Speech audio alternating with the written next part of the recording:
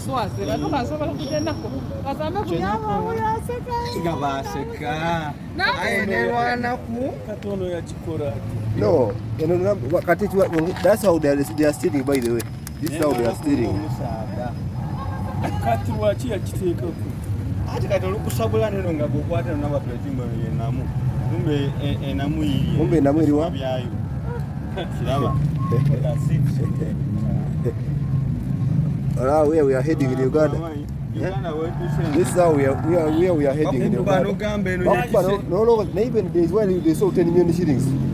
From jane batike ebintu ebulungi mu makanga mulimu nezi kamera za kutinamba plate. Za number plate kumbe wapi? I have a similar case here, by the way. I have a similar case here.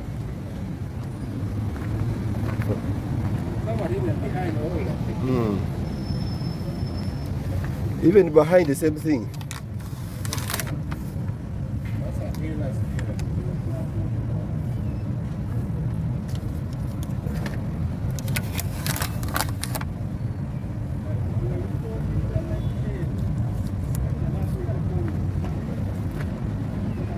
Can you imagine such the situation we are in now?